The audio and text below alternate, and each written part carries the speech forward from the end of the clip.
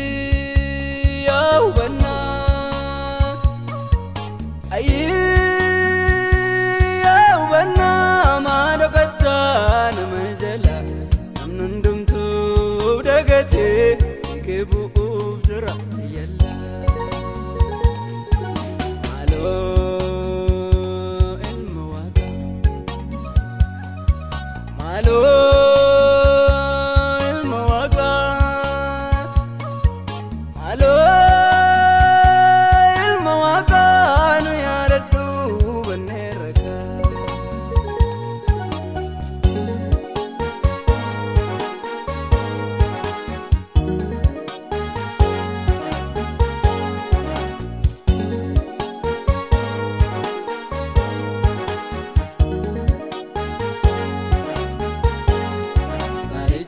Korkeenu feete uumaan qabnu goggoogneerra jirruuf seenaa malee hin jirru karaa nu jalaa badeera jireenyi namatti addaa'e ati keessaa dhabamnaani maaloo nuun balleessin gooftaa adaraa nutti araarame. Baricha korkeenu feete uumaan qabnu goggoogneerra jirruuf seenaa malee hin jirru karaa nu jalaa badeera jireenyi namatti addaa'e ati keessa dhabamnaani maaloo nuun balleessin gooftaa adaraa nutti araarami, adaraa nutti araarami.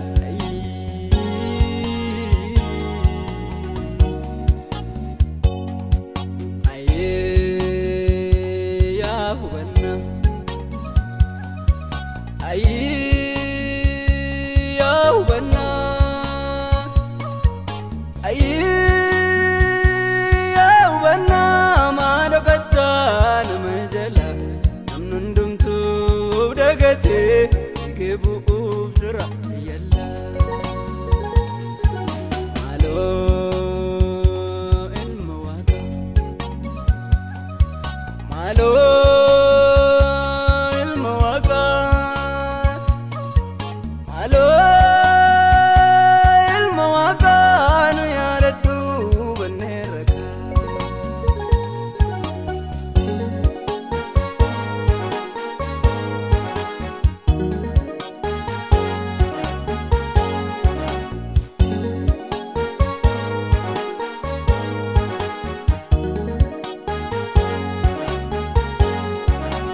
waan godhu hundumaa gaarii duumatti fakkaata deebi'ee duuba sallaaluu hubannaatti hir'ata irri keessi keenya urgooftu keessi keenya munataa maaloo nu yaadadhu gooftaa kuni maal jireenya ta'a.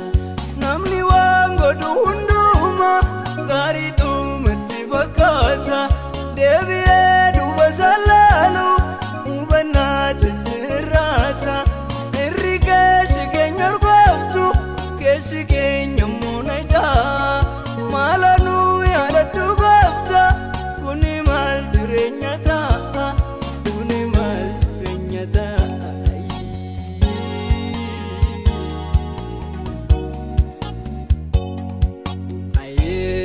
Ayya hubannaa, ayya hubannaa, ayya hubannaa maa dhokattaa nama jala namni hundumtuu dagatee eegee bu'uuf jira yalla. Maaloo ilma waaqaa,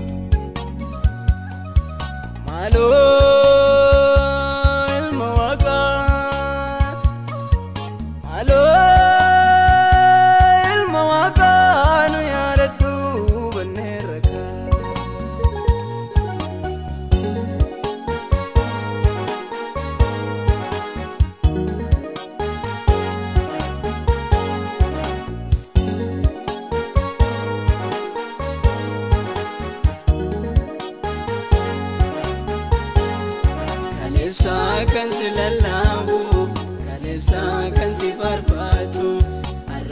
iddoo isaa gadhiise hin jiru kan si sodaatu.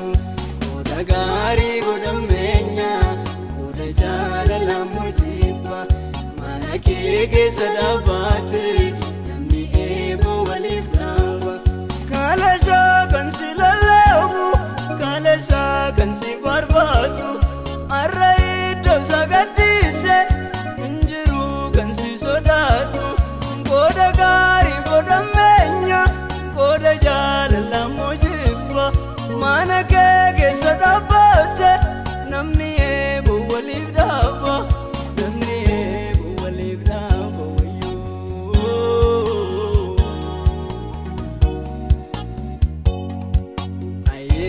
Ayyee yaa hubannaa ayyee yaa hubannaa ayyee.